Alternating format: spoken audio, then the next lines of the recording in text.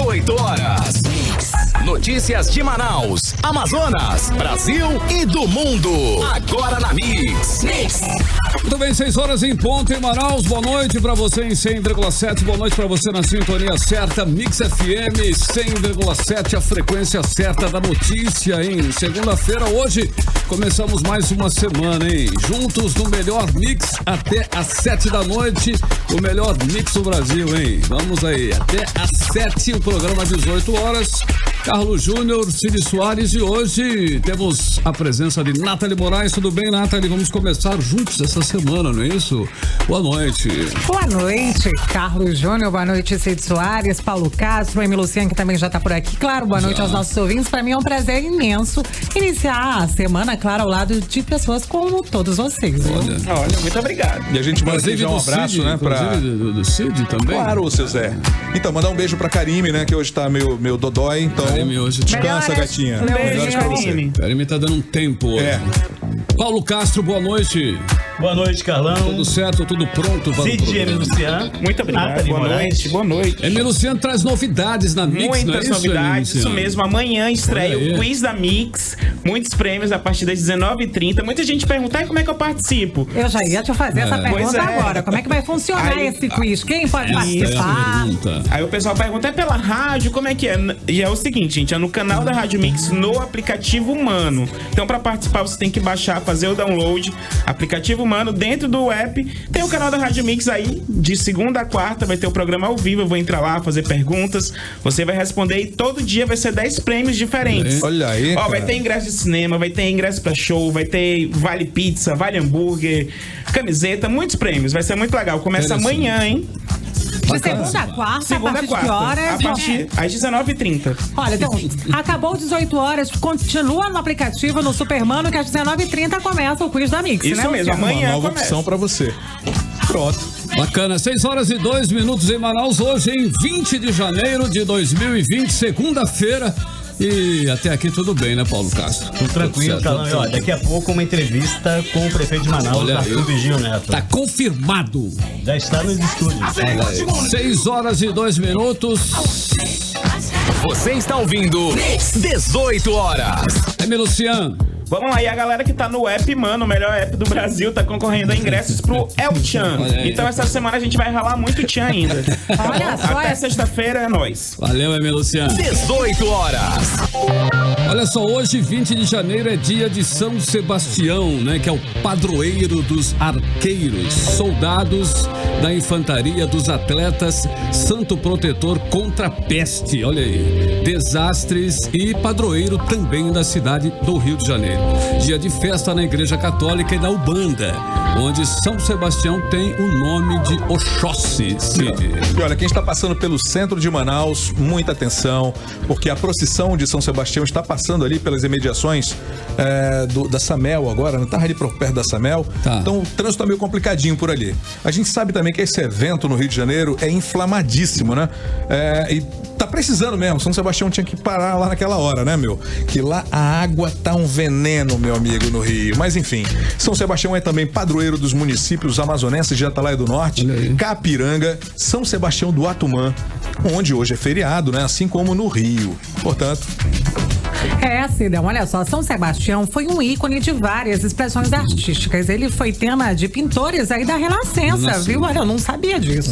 Na literatura, São Sebastião teve a sua trajetória contada no livro Perseguidores Martírios, do escritor italiano Tito Cassini. Ainda também na literatura, ele foi um dos personagens centrais do romance Fabiola, também intitulado aí pelas igrejas de Catacumbas, escrito em 1854, pelo cardeal Nicolas Wiseman. 6h04 em Manaus, boa noite pra você na sintonia certa. 18 horas. Muito bem, quem quiser, né, brincar de carnaval, olha só que bacana, hein? Nos blocos e bandas só vai poder até meia-noite. Por que será, hein? Todos os blocos devem encerrar a folia até meia-noite. Já é um costume, né? Dos últimos anos, né? O pessoal aqui no Veralves não gosta muito, não, da festa, né? Da festa. Mas que até meia-noite dá pra ir, vambora. Bom, em caso de descumprimento aí dessa lei, né? O evento será imediatamente interditado pelos órgãos de segurança.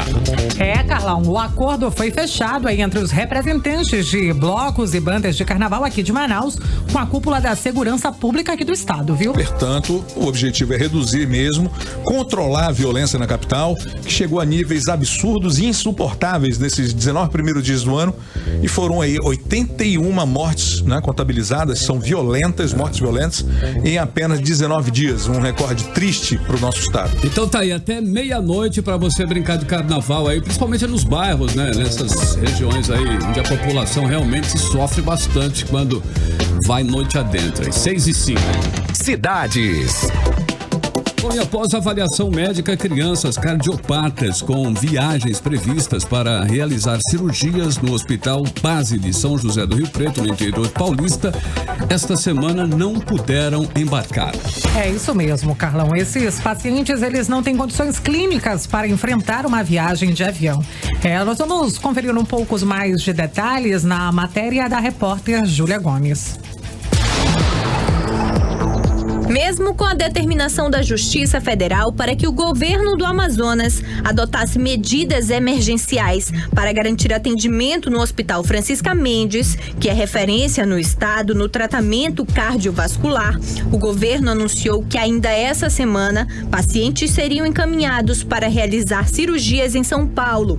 A parceria foi fechada na quarta-feira da semana passada, durante ida do governador Wilson Lima ao Hospital da Criança em São José do Rio Preto, no interior paulista. A partir da semana que vem, a gente já envia 2 crianças e aí a gente vai avaliando, porque há um protocolo que precisa ser seguido, né, de questões que precisam ser atendidas, tanto lá em Manaus, por exemplo, cartão de vacinação, também há alguns protocolos que precisam ser atendidos aqui. A Secretaria Estadual de Saúde informou por meio de nota que 2 crianças com viagem prevista para a semana passada não puderam embarcar porque não foram aprovadas na avaliação médica. De acordo com a nota, os pacientes da lista de espera pré-selecionados pela equipe médica do Hospital Francisca Mendes ainda estão passando por exames pré-operatórios e avaliação médica para saber se estão aptos para a cirurgia e se têm condições clínicas para viajar de avião, e que a unidade está priorizando neste momento os mais antigos na fila e com melhores condições clínicas. No dia 18 de dezembro, atendendo a um pedido dos Ministérios Públicos Federal, do Estado do Amazonas e de Contas, a Justiça determinou que o governo do Amazonas adotasse providências emergenciais para garantir a continuidade dos serviços de diagnóstico e tratamento no Hospital Universitário Francisca Mendes. Júlia Gomes para o 18 horas. Essa questão das crianças cardiopatas é bastante delicada, né? Muitas dessas crianças estão com a saúde muito fragilizada por conta da doença, está associada por diversas vezes a infecções. O ideal seria realmente realizar essas cirurgias no Francisca Mendes, como vinha sendo feito anteriormente. Mas o governo pode ampliar o número de procedimentos cirúrgicos, abrindo vagas em hospitais fora do estado e, claro, né, havendo condições dos pacientes viajarem, que assim seja. O importante é agir com todas as precauções que cada caso requer. Só nos últimos 12 meses, 33 crianças cardiopatas morreram aqui no Amazonas e outras 200 esperam na fila por uma cirurgia. Isso sem contar os mais de 400 adultos que também estão aí, né, esperando por um procedimento cirúrgico. Carlão, uma questão que nós devemos, sim, de fato, debater são os critérios que o governo está usando aí para selecionar essas crianças para essas viagens. Informações oficiais dão conta de que o governo está priorizando neste momento os mais antigos na fila de espera do Hospital Francisca Mendes e com melhores condições clínicas. Mas os 2 primeiros aí que foram selecionados e foram autorizados a viajar após a avaliação médica. E a gente tem que tentar entender o porquê que esses não puderam viajar, esses que puderam viajar não são logo aí submetidos à cirurgia aqui mesmo no Hospital Francisca Mendes, né? Com certeza. E na manhã desta segunda-feira foi divulgado aqui na imprensa local a situação de pacientes do Centro do Controle de Oncologia do Estado do Amazonas, a Fundação SECOM. Pelo menos 6 crianças tiveram seus procedimentos médicos suspensos após a saída da única médica oncopediatra do hospital. Outros 23 pacientes precisaram ter seus procedimentos remarcados. A especialista pediu exoneração no início deste mês. Segundo as famílias, desde então os tratamentos pararam. A médica teria deixado a unidade devido ao atraso nos salários. Ela estaria com pelo menos 3 meses sem receber. A reportagem é da Nathalie Moraes. 6 crianças tiveram seus procedimentos médicos suspensos após a saída da única médica oncopediatra da Fundação SECOM. E outros 23 pacientes precisaram ter seus procedimentos remarcados. A especialista pediu exoneração no início do mês de janeiro. Tudo isso porque está há pelo menos 3 meses sem receber os seus salários. Para entender um pouco mais da situação dos atrasos nos salários dos médicos, conversamos com a secretária-geral do CIMEAN, a doutora Patrícia Sichar.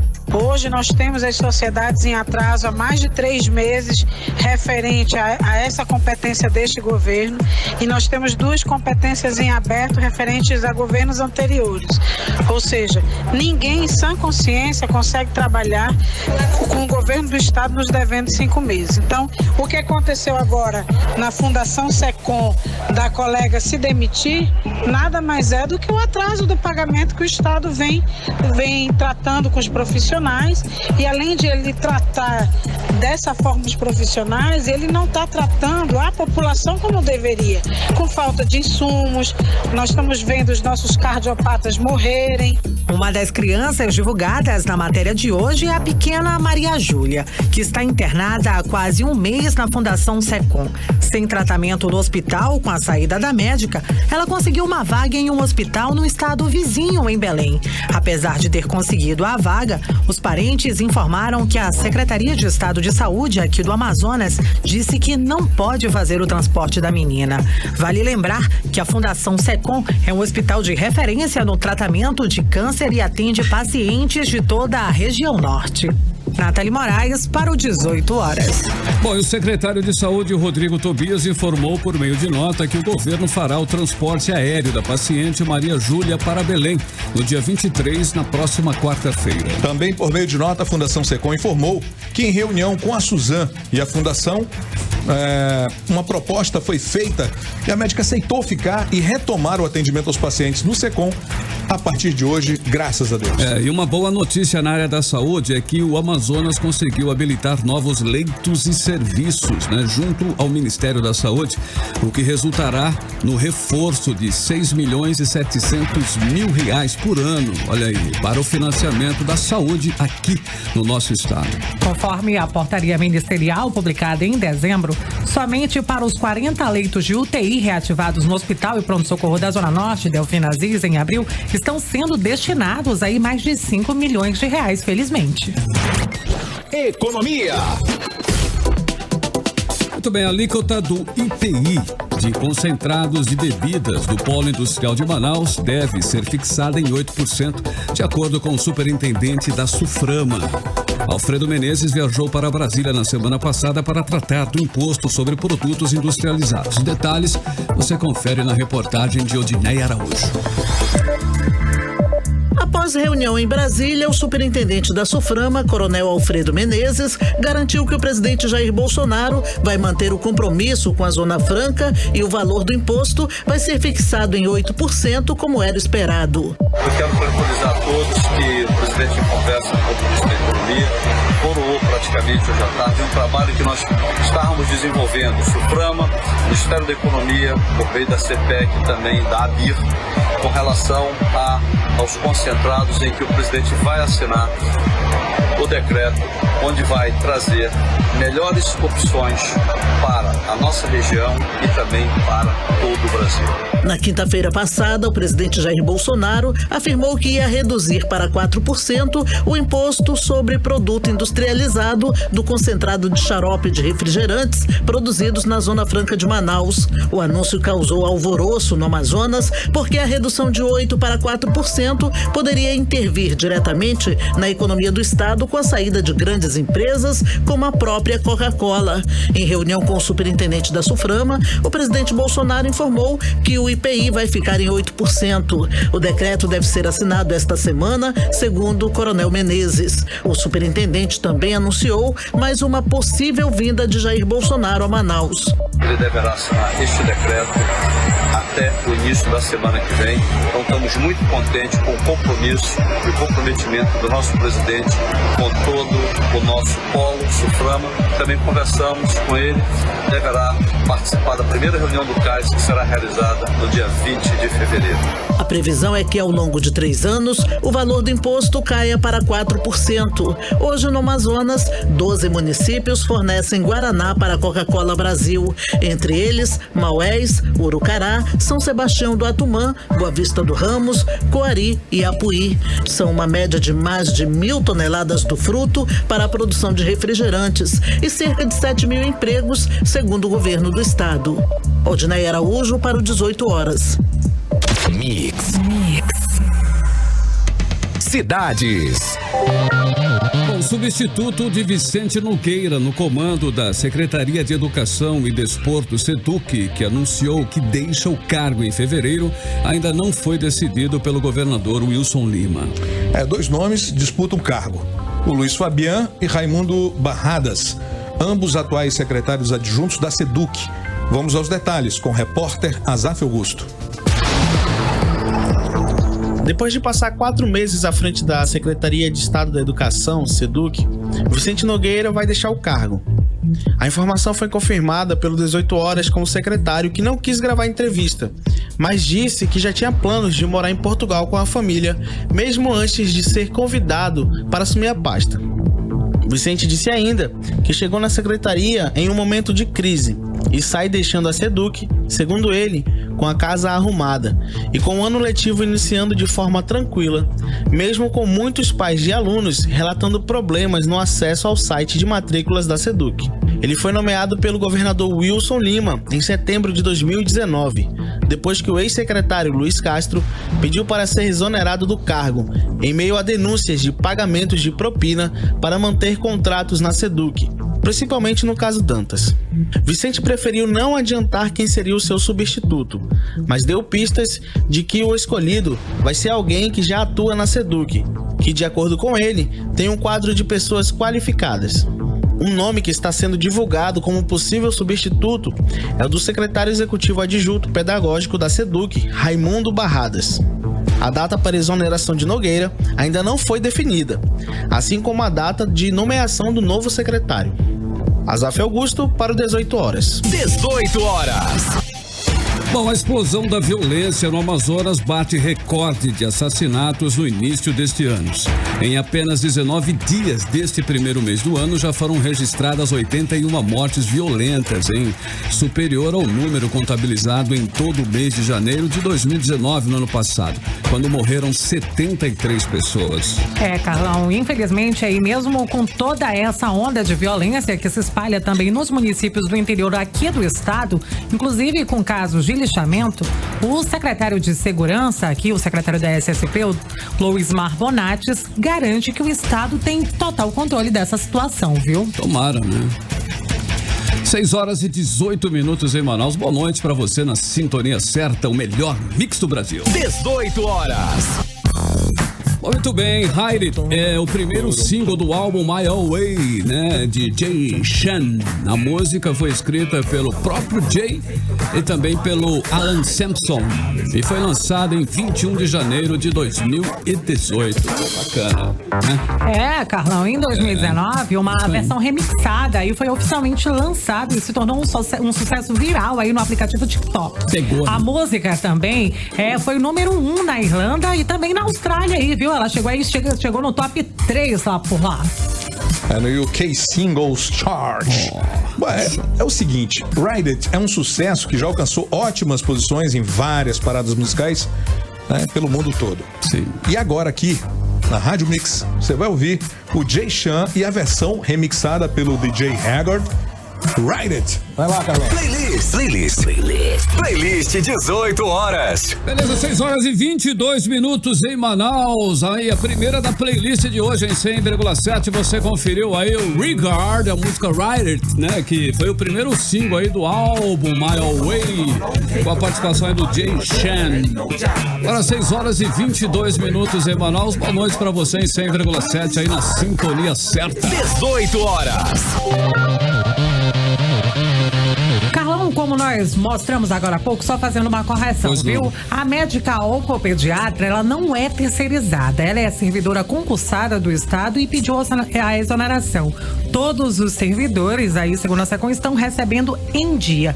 Portanto, ela não está com 3 meses de salários atrasados, como afirmou a secretária do CIMEAN. Ok, 6h23. 18 horas. Muito bem, uma ação na justiça, né? Acusa a Secretaria de Estado da Educação e Desporto, a SEDUC, de superfaturamento na compra de uniformes. A SEDUC encomendou 916.935 uniformes da Newcotex Têxtil, ao custo unitário de R$ 11,40. A Associação Empresarial da Indústria Têxtil e de Confecções do Amazonas afirma que as peças poderiam ser produzidas aqui em Manaus por apenas R$ 10,50. Os detalhes com o repórter Azaf Augusto.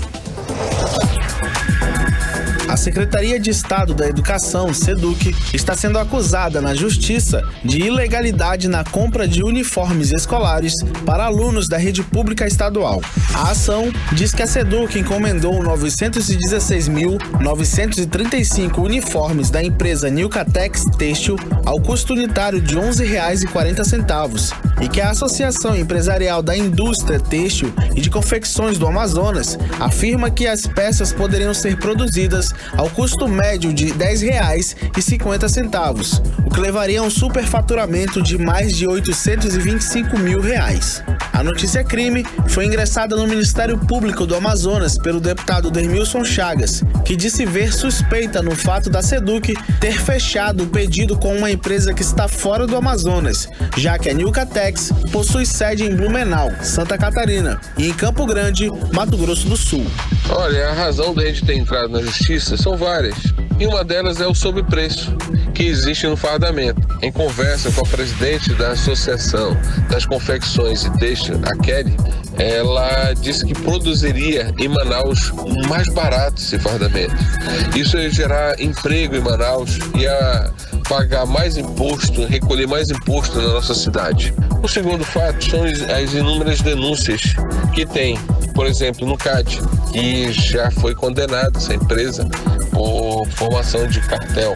Uma reportagem da revista Carta Capital, que também tratou do assunto, informou que em 2018, a Newcotex foi uma das 7 empresas condenadas pela Superintendência Geral do Conselho Administrativo de Defesa Econômica por formação de cartel em licitações públicas para a compra de uniformes, mochilas e materiais escolares. Em nota de esclarecimento à reportagem, a SEDUC informou que o termo de contrato firmado com a empresa Newcotex Têxtil foi realizado dentro da legalidade, uma vez que não existe qualquer impedimento jurídico para a contratação da empresa. Além do MP, a denúncia também foi encaminhada ao Tribunal de Contas do Estado para apuração. Azaf Augusto para o 18 horas. Você está ouvindo 18 horas. Falando agora em educação, a UFAM divulgou o edital de matrículas para os aprovados aí no PSC. O processo seletivo contínuo de 2020. A Universidade Federal deve receber mais de 1.800 novos alunos para os cursos de graduação. Os detalhes com a repórter Júlia Gomes. A Universidade Federal do Amazonas, por meio da Pró-Reitoria de Ensino de Graduação, PROEG, divulgou o edital de matrícula dos classificados no processo seletivo contínuo. 1.894 vagas devem ser preenchidas entre os dias 3 a 7 de fevereiro no auditório Eulálio Chaves, localizado no campus da UFAM, nos turnos da manhã e da tarde. O candidato classificado deve preencher o pré-cadastro estudantil no portal do aluno no site da UFAM, no período de 22 de janeiro a 2 de março. Mas atenção, o preenchimento desse pré-cadastro não assegura a matrícula institucional do candidato. No caso de haver vagas não preenchidas, a UFAM convocará novos candidatos de acordo com a ordem de classificação. As próximas chamadas serão realizadas após o período de matrículas em fevereiro. O resultado dos aprovados na terceira etapa do PSC foi divulgado na última quinta-feira, dia 16. Neste ano, foram mais de 11 mil candidatos concorrendo às vagas distribuídas em 77 cursos pela instituição. Júlia Gomes para o 18 horas. 18 horas. Entrevista do dia. Muito bem, são 6 horas e 28 minutos em Manaus. Boa noite para você em 100,7, sintonizando o melhor mix do Brasil. E hoje o nosso entrevistado é o prefeito de Manaus, né? Arthur Neto.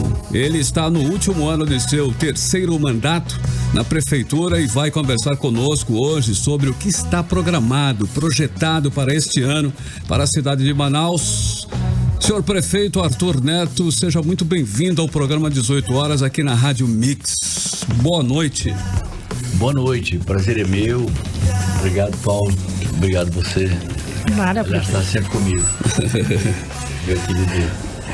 Prefeito, o que está programado, né? O que a prefeitura já tem aí programado que o senhor pode adiantar para nós para este ano de 2020? Essa é um ano assim de fechamento e a gente tem uma prefeitura muito organizada no plano financeiro, muito organizada mesmo. Então a nossa engenharia financeira está montada desde 2019 para 2020. Então nós temos já as obras que serão realizadas, os recursos estão disponíveis. A gente se organizou realmente, a Previdência ela é tetracampeã em responsabilidade previdenciária. A gente tem essa monteira de obras importantes por aí. A gente vai inaugurar ano que vem 2 anéis viários importantes do Manoa, que está com 35% prontos da obra.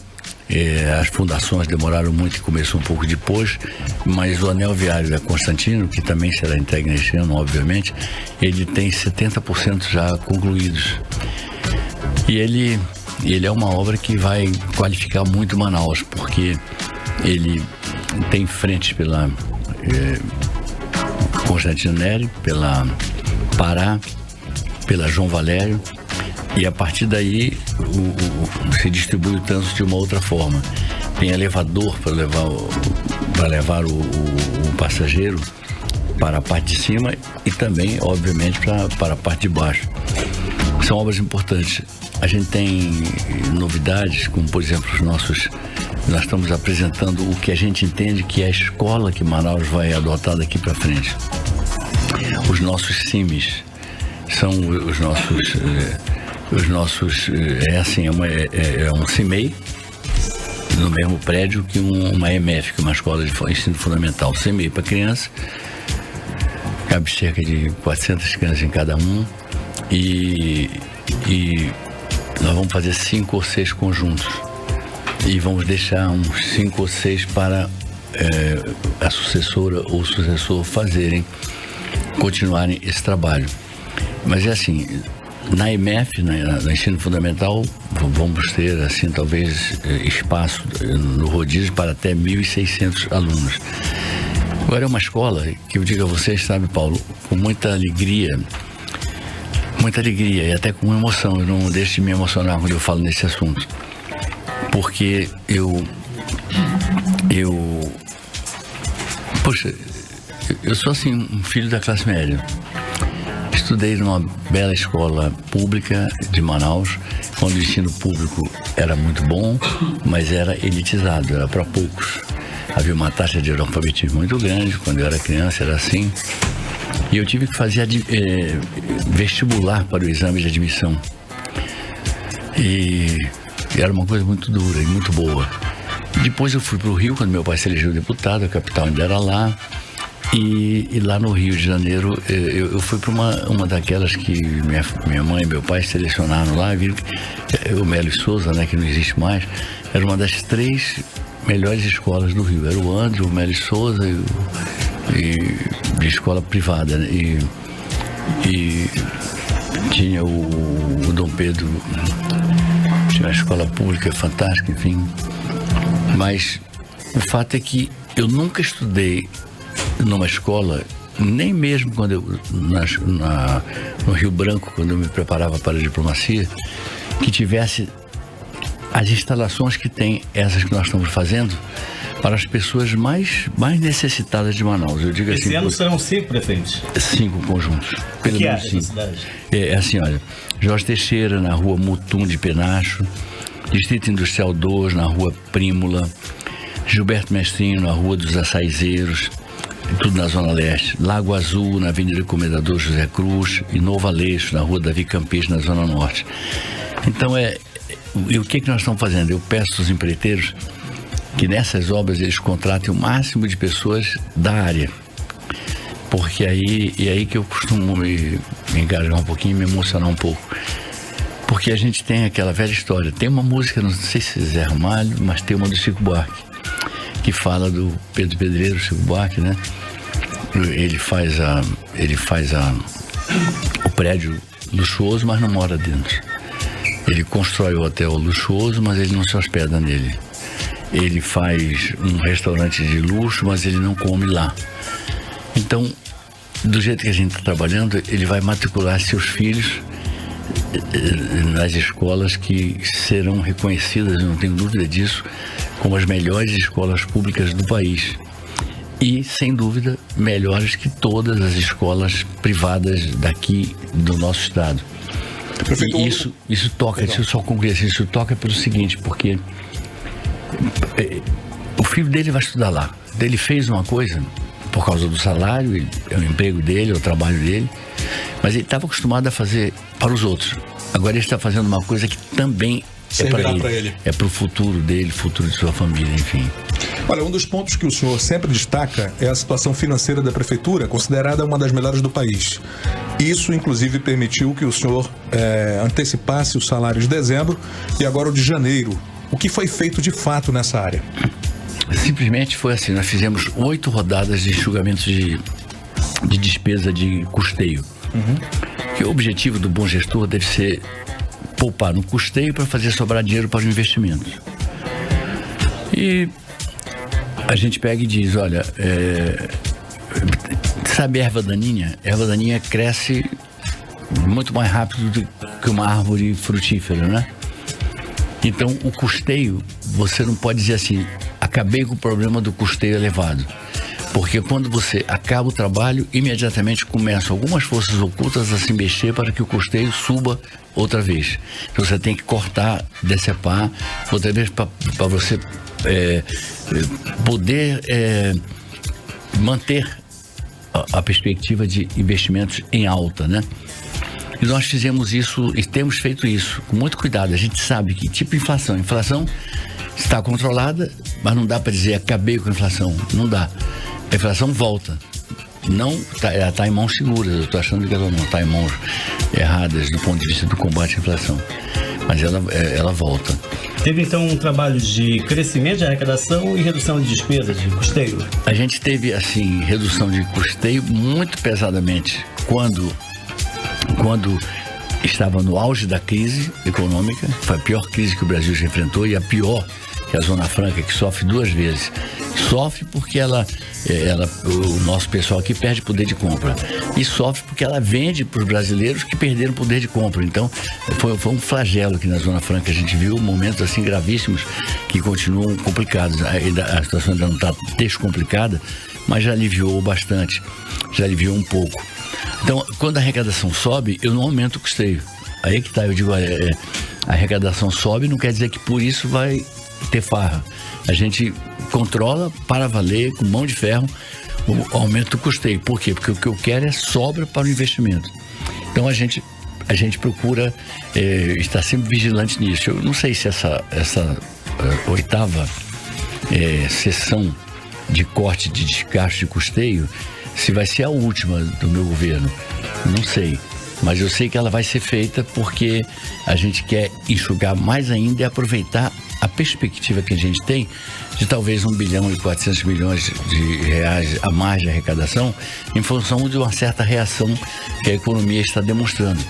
Então, olha, se eu mantenho o custeio baixinho e se eu eu ia viver bem com o que eu tinha, porque eu já me acostumei com isso, e de repente tem um aumento substancial para o nível da prefeitura de arrecadação, é óbvio que vai sobrar mais para investimentos. E eu pego esses dados, seja porque eles fazem bem para Manaus, eu faço isso, e a Previdência não é só, é também e muito por causa dos nossos servidores, eles se sentem seguros. Mas ela é uma credencial também para nós, junto aos bancos internacionais, aos bancos nacionais públicos e privados. Ela é uma credencial nossa. As pessoas sabem que Manaus hoje é um lugar onde não há risco. É um lugar onde o rating de risco é 0, nenhum. E eu vou levando, eu vou tocando bem, graças a Deus. A gente pode... Eu pago o 13º em junho, julho, porque a lei manda. Mas se eu quisesse pagar o 13º amanhã, eu pagava. A gente tem caixa para pagar o 13º amanhã. E isso tudo é fruto de organização. Eu entendo que o governo começa na organização financeira.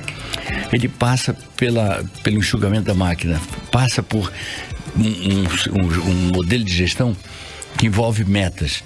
Eu quero chegar a tal ponto. O que eu faço para chegar a tal ponto? Etapa A, etapa B, etapa C, etapa D. E é assim que a gente, de repente, talvez tenha surpreendido algumas pessoas, porque é fruto de um trabalho de muito tempo, enfrentando a crise, enfrentando dificuldade, e chegamos, de repente, a poder fazer as obras que a gente quer dentro daquilo que a gente pode. Este ano o senhor fecha com quantos bilhões em investimentos? Olha, se a gente for contar, nossa senhora, se a gente for contar, o nosso investimento em infraestrutura é bilionário. Ele é bilionário mesmo, porque a gente tem 200 milhões só para tapar o buraco. Que a gente faz onde não está podendo fazer o recapeamento. Recapeamento a gente tem alguma coisa tipo 1 bilhão e pouquinho para jogar nisso.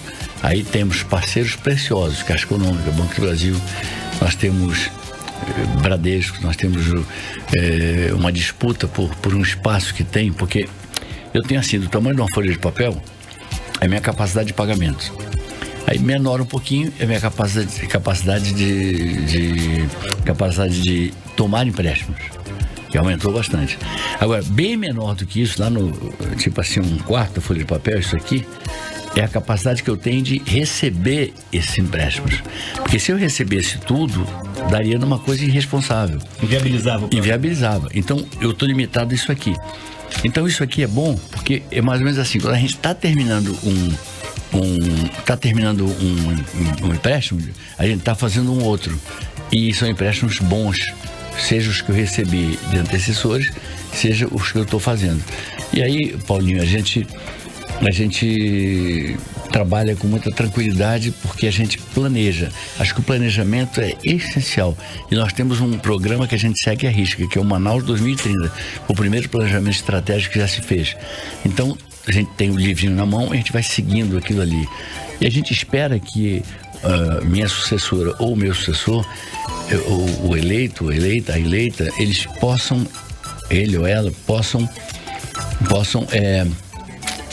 fazer um planejamento depois de 2030 a 2055, porque Manaus estará pronta para isso. Seria uma pena alguém estragar isso, alguém mexer nisso, porque para construir leva um tempo, sofrimento. Você fazer uma farra financeira não custa muito, e a gente vê que a farra financeira não dá certo. Então, o que a gente não pode fazer, a gente não faz. O que a gente tem que dizer não, a gente diz não. O que a gente pode dizer sim, a gente diz sim. A gente vai avançando com passos muito seguros e muita obra está saindo nos bairros. Tem a escola de saúde, se está na hora de faturar um pouco. Eu ia fazer uma próxima pergunta. Pode fazer, falar sobre saúde, né? A gente sabe, eu ia fazer de saúde agora. A gente sabe que a saúde vem enfrentando uma crise aí sem precedentes, principalmente na área do estado, que vem sendo aí notícia na mídia nacional, mas a gente também tem alguns problemas na saúde na área municipal. Aí com a cobertura, a estratégia da saúde da família. Mas aí mais 4 UBS UBSs móveis vão ser usadas aí para aumentar essa cobertura, é isso, prefeito? Nós temos 2 UBS fluviais e temos 4 UBS móveis, essas 4 UBS móveis são do tipo 2, né? São ônibus preparados para tudo que uma UBS tipo 2 oferece. Elas vão ficar circulando os bairros, aquele episódio de Educandos, por exemplo. Elas teriam chegado antes de todo mundo, teriam chegado rapidamente lá para socorrer quem eventualmente estivesse ferido.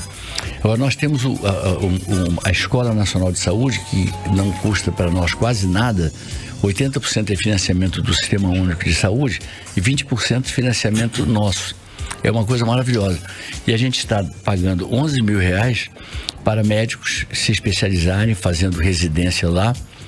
Eles recebem em dia, com a gente tudo é em dia, tudo é muito bem organizado, tudo é em dia, não tem história.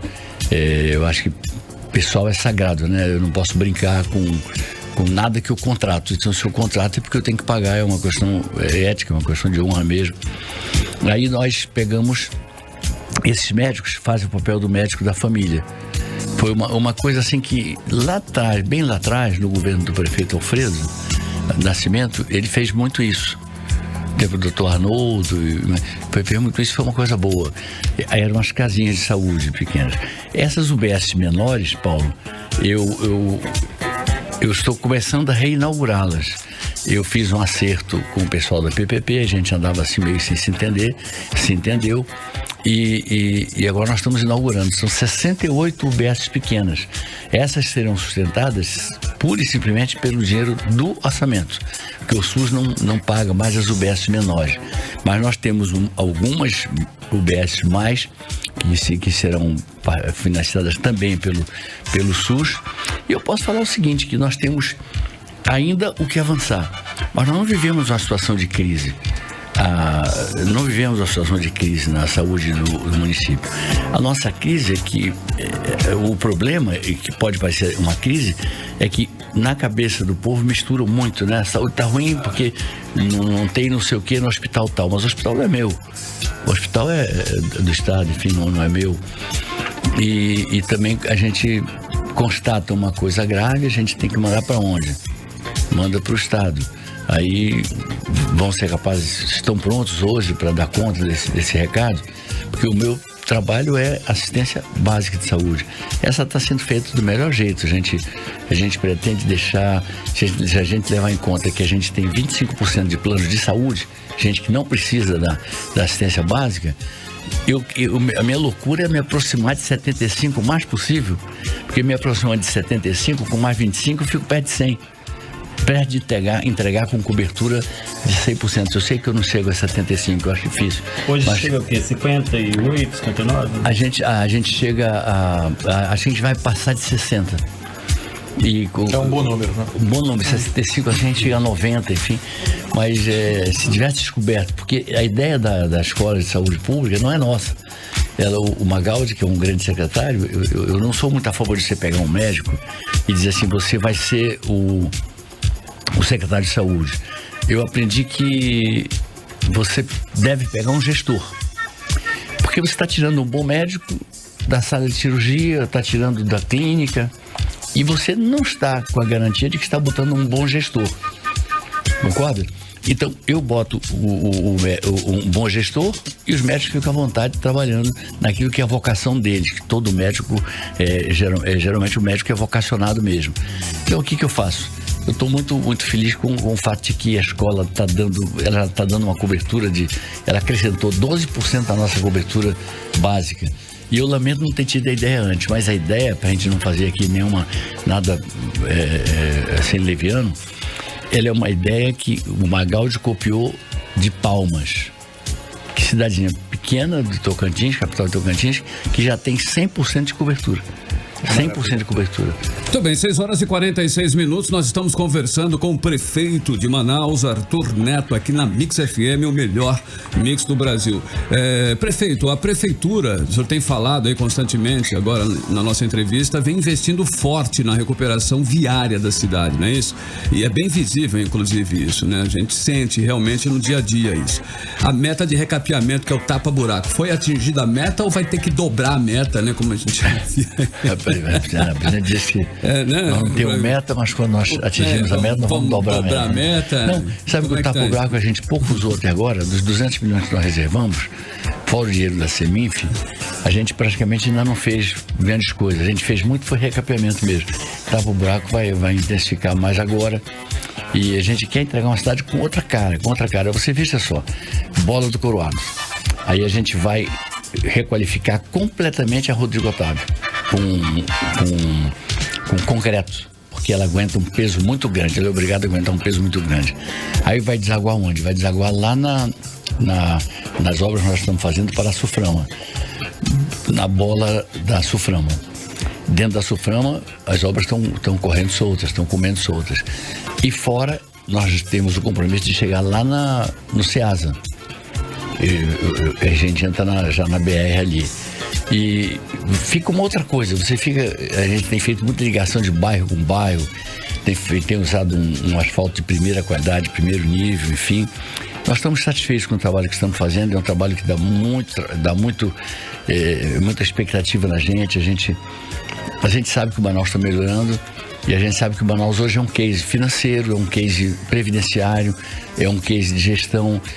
Ou seja, se a gente chega na Secretaria do Tesouro Nacional, eu pergunto para o doutor Mansueto Almeida, me dê uma cidade onde a gente pode investir.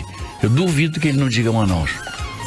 Como é que vocês estão fazendo para trabalhar esse tempo todo com tanta chuva? Porque não passou o período de chuva, simplesmente atropelou. Como é que é isso, prefeito? Aí é o seguinte, a gente tem, por exemplo, são situações diferentes. O anel viário da Constantino está numa fase ótima, porque a gente fez os túneis. Então pode chover à vontade, que o pessoal está trabalhando dentro dos túneis, né? Entendi. Mas tem os momentos de sol. Momentos de sol você aproveita para fazer recapeamento, enfim. O tempo está muito mexido, né? Prefeito, lá no Manoa, lá na bola do Manoa, o complexo viário lá da Constantino. Tem 35 prontos e... Está previsto? Já tem uma previsão de entrega, não? A gente entrega em junho, no máximo, a gente entrega a da Constantino. E a gente entrega uns 3 meses depois a do Manoa. A do Manoa é menor, embora seja muito cheia de jogo de cintura, né? É um anel viário mesmo, mas é menor que a outra. A outra é uma obra que vale a pena um dia, sabe? A gente pegar, Paulo, e dar uma olhada lá.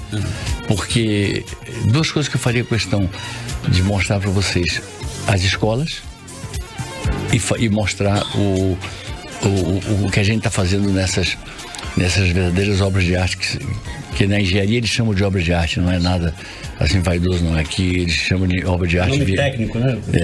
É muito bonito, muito bonito, um trabalho assim gigantesco que surpreende quem vai lá dentro. Quem está fora, mais ou menos, sabe que tem um trabalho grande ali dentro. Quem vai lá dentro percebe o tamanho do trabalho grande. Ruas, ok. E na área de transporte coletivo, onde é que a prefeitura tem problemas? Ainda é possível renovar parte da frota esse ano? O que será feito aí nessa área? Aí, graças aos outros trabalhos que eu faço, em saúde, em ação social, que eu faço em saúde, em educação, que eu faço em infraestrutura, eu não vou ao nocaute nesse campo. Eu recebo knockdown. É o ponto fraco da prefeitura? É o ponto fraco. Por quê? As empresas são muito endividadas. As empresas endividadas, eu diria que se portaram com pouco profissionalismo até então. E eu vou fazer prestação de contas daqui agora, porque acaba o prazo da intervenção. Na intervenção, nós não ficamos com 100% do recurso deles, o dinheiro vivo ia para eles, empresários, os 60% da bilhetagem eletrônica vieram para nós, mas acabou o negócio de greve, por falta de pagamento, nós regularizamos muitas coisas. E eu tenho convicção de que entrarão ônibus novos, algumas centenas de ônibus novos, que vão dar para se entregar um sistema equilibrado. Mas se alguém pergunta, é um ponto fraco? Eu tenho que ser honesto, é um ponto fraco, porque não conseguimos os mesmos êxitos que a gente conseguiu nos demais setores todos. Se a gente olhar bem, pega Manaus Cult. Manaus já tem hoje o 4º melhor Réveillon tem o Passo a Passo, que é um programão, tem o 4º melhor Réveillon do país, é Rio de Janeiro, aí depois vem São Paulo ou Salvador, talvez Salvador, depois São Paulo, depois Manaus. A gente vai bem em tudo que é setor, mas chega no transporte, eu fico assim, realmente a gente tinha tantos sonhos, tanta vontade de fazer tanta coisa boa, mas o nível de endividamento deles e ao mesmo tempo a cabeça deles é complicada. Estamos agora num acordo em que a gente tem já bastante garantido uma perspectiva de algumas centenas de ônibus novos que entram, com algumas mudanças de engenharia de trânsito que vão tornar mais fácil o trânsito, é uma opção preferencial pelo coletivo, né? Para eles, faixas segregadas, enfim. Mas é o ponto fraco, eu tenho que admitir que nenhum governo é perfeito, mas se eu pudesse, eu erraria, eu ficaria deficiente em outra coisa, não nisso. Essa é uma coisa que me machuca um pouco. Prefeito, se eu pudesse escolher. Agora vamos falar de educação. O senhor, o que o senhor pode destacar aí como avanço na sua gestão? Os centros integrados municipais de educação é um desses avanços? Pois aí eu já levanto do lockdown. Aí eu já não sai tô... do patamar, né? Já dá um... Aí já levantei, já levantei pra luta, tô vivo na luta. Porque nós somos já a nona no IDEB, nona cidade. Eu estava falando de Palmas nos ajudou tanto, nos dando o exemplo da cobertura básica, e em compensação nós pagamos com muita ingratidão porque nós superamos Palmas em educação. Enfim, estamos agora, nós temos o complexo é o seguinte: pedagogia, valorização do professor, nunca atrasamos 1 milímetro de data base, de 13º, de salário, nunca, 1 milímetro. Só uma parte aí, prefeito. O pessoal cobra da questão do Fundeb. Vai sair alguma diferença do Fundeb aí? Entendeu? Olha, esse ano a gente tem regras assim para nós, por exemplo, o próprio fato desse ano de eleição municipal já nos limita, sabe? Mas o Fundeb tem saído diariamente, eu publico todos os dias muitas progressões, a gente tem usado o Fundeb, a maior parte, esmagadoramente, para pessoal. O que acontece é que a gente chegou a um patamar que a gente não precisa mais, eu não faria nunca fui de enganar ninguém, mas a gente não precisa ficar enganando, vou dar um abono, não sei o quê. A gente está com uma política, que é uma política aceita por eles. Nós somos respeitados pelos sindicatos, aliás. Nós não temos que ficar fazendo pirotecnia, nós não temos necessidade de pirotecnia. Está indo bem, os professores sabem o papel deles. Nós temos uma comissão que, quando o aluno falta uma vez, 2 vezes, 3ª vez a gente está na casa dele. A gente vai lá saber como é o ambiente familiar. Às vezes a gente encontra o garoto doentinho. Outra vez é uma situação familiar tétrica. E a gente tem que resolver isso aí bem. Então a gente está muito, muito avançado nessa coisa da educação. Saímos de 23º lugar para o 9º, vamos, se Deus quiser, para o 8º ou para o 7º, é o que a gente prevê. A nossa subsecretaria Eugenia lá acha que a gente pode ir para um 5º, eu acho que 5º é um pouco de otimismo, né? Nós queremos ir numa rota que, se perseguida por pessoas sensatas nessa questão fiscal e dedicadas à educação, a gente vai um dia chegar a pole position na educação, um dia. E por falar nisso, qual é o legado que o senhor deixa para a cidade depois de 2 mandatos consecutivos? Nossa, a gente deixa tanta coisa. A primeira coisa é nós termos passado para as pessoas que previdência não interessa só para o servidor. O servidor hoje sabe que ele tem tudo dele garantidinho. Previdência nos dá prestígio para nós termos crédito. Outra coisa, o ajuste fiscal. Era uma palavra que eu falava no começo e parecia que eu estava... Lá vem aquele chato falando nisso de novo. Hoje todo mundo compreende que ajuste fiscal é o que me permite buscar dinheiro e ter dinheiro próprio para fazer todas essas obras que eu faço. Se fosse uma prefeitura desorganizada, eu não poderia. Enfim, e a gente tem obras importantes. A educação é uma obra importante, a saúde vai ser um legado importante, os nossos anéis viários, as ruas diferentes, as ruas vão estar diferentes, a cidade, o respeito que a cidade tem. A cidade é a menina dos olhos do Banco Mundial, a cidade é a menina dos olhos do Banco Interamericano de Desenvolvimento. Se eu tiver tempo, eu posso contar uma coisa engraçada. Quando eu cheguei aqui, eu não tinha muito crédito, então os bancos não queriam nada comigo. Eu aproveitei saldos de créditos de outros governos e realizei as obras. Inclusive, vamos entregar o corredor viário do Mindu, que é uma obra espetacular. Muito bem. E aí a gente olha só, Paulinho, veio o embaixador francês. Prefeito, a gente está terminando o tempo que a gente tem que entregar para a rede. Mas a última pergunta que eu lhe faço: em outubro teremos eleição, que vai definir seu sucessor. O senhor terá participação ativa na campanha, lançando o candidato ou apoiando? Na hora própria, é óbvio que eu vou expor muito claramente o que eu acho que deve acontecer com a cidade. Vou usar a minha opinião de ex-prefeito, 3 vezes. Ajudei o presidente Fernando Henrique a governar o país como ministro-chefe da Secretaria-Geral da Presidência da República, acumulei uma experiência grande, enfim, e muito provavelmente vamos ter uma candidatura. Eu não mexo nisso agora, porque mexer agora não seria bom para os meus projetos de governo, porque eu acho muito cedo. Eu acho que o pessoal que fica na fofoca muito antecipadamente termina nadando e não chegando não sai na hora, acaba não fazendo a travessia completa. Mas eu entendo que antes de ter um candidato ou uma candidata, eu tenho, assim, um desejo de que o equilíbrio fiscal se mantenha, de que o respeito à Previdência se mantenha e de que a gente seja capaz de fazer Manaus e daqui para lá. Nunca mais uma Manaus que vire o que Belém virou. Nunca mais. Uma Manaus que seja uma cidade respeitada, hoje considerada a mais equilibrada do país e acatada por todos os órgãos de crédito do mundo, do Brasil, enfim. Muito bem. Prefeito, eu gostaria das suas considerações finais, rapidinho, 1 minutinho, só te interrompendo. Não, olha, obrigado a vocês, primeiro pela forma cordial com que fizeram a entrevista boa. Eu acho que eu dei pouca oportunidade para o pessoal perguntar, né? Mas eu tinha o que falar. Importante é dizer também, saber que eu gosto muito aqui do Armandinho, tenho sempre um carinho muito grande. Mesmo nas vezes que eu e o pai dele saímos em várias brigas aí, mas com ele nunca teve nada. Sempre teve um carinho grande. E eu não me considero nem de leve inimigo do pai dele, ao contrário. Me considero uma pessoa que eu respeito, um homem inteligente, um homem que tem uma cultura muito vasta. Mas a minha mensagem é: Manaus pode esperar que, como ela teve um grande 2019, ela terá um ano de 2020 melhor ainda.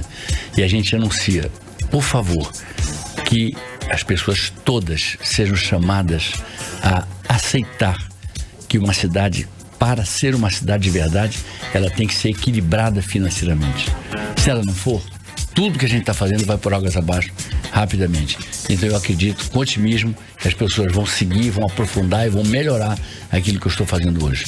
Prefeito Arthur Neto, nosso muitíssimo obrigado pela sua participação no programa 18 horas. Carlos Júnior. Muito bem, são 7 horas em ponto em Manaus. 18 horas.